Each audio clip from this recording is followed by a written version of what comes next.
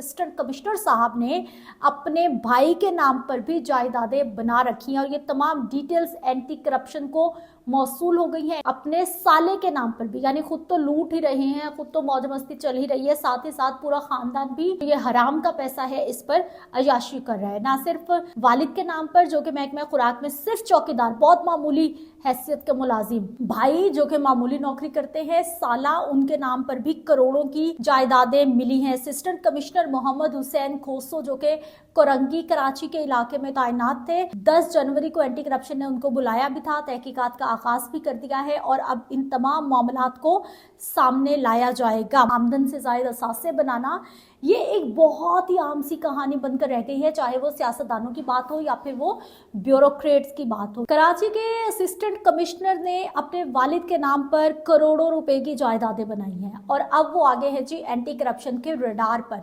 हमारे यहाँ सियासतदानों की बहुत ज़्यादा जायदादें होना या फिर ब्यूरोक्रेट्स के नाम बड़े बड़े प्लाजे होना, प्लॉट्स होना, उनके नाम बहुत सारी करोड़ों की जायदादें होना या फिर उनका इख्तियारात से तजावुज़ करना, उनके बहुत ज़्यादा असासे होना, ये अब हम रूटीन की बात समझते हैं। हमने इन तमाम चीज़ों को इम्यून कर लिया है कि जिसका दिल चाहे वो पाकिस्तान को, मुल्क को लूटता चला जाए। असिस्टेंट कमिश्नर है जी मोहम्मद हुसैन खोसो, जिनका नाम है, उनके वालिद मोहम्मद इसहाक खोसो के नाम पर करोड़ों रुपए की जायदादें हैं। और ये जो असिस्टेंट कमिश्नर मोहम्मद हुसैन के वालिद है ना, ये महकमा खुराक के चौकीदार हैं।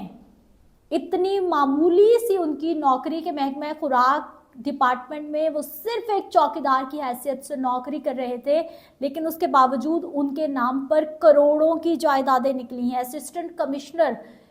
कोरंगी इस वक्त ये तैनात थे, कराची का ये इलाका है और इन्हीं के वालिद पर उन्होंने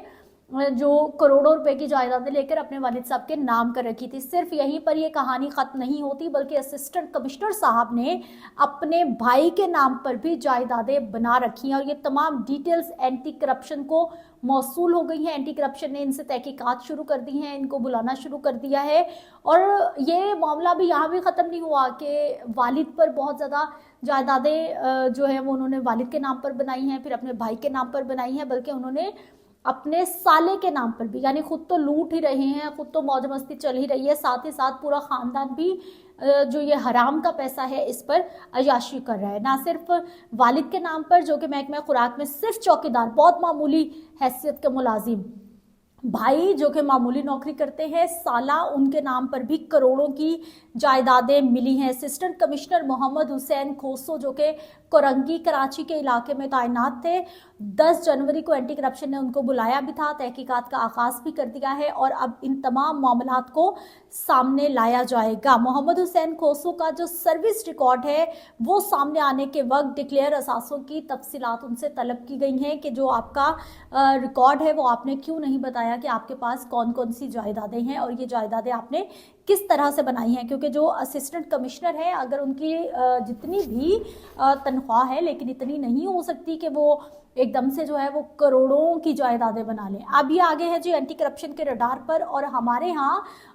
ब्यूरोक्रेट्स का अपने इख्तियारात से तजावुज़ करना, अपने मामलात को बढ़ा चढ़ा कर पेश करना, आमदन से जायद असासे बनाना, ये एक बहुत ही आम सी कहानी बनकर रह गई है, चाहे वो सियासतदानों की बात हो या फिर वो ब्यूरोक्रेट्स की बात हो। यही वजह है कि जो गरीब है वो गरीब से गरीब तर होता जा रहा है और जो अमीर है वो अमीर से अमीर तर होता जा रहा है। अब देखते हैं जी इस केस का क्या बनता है। जैसे जैसे मजीद अपडेट्स आते रहेंगे आपको मजीद अपडेट हम करते रहेंगे।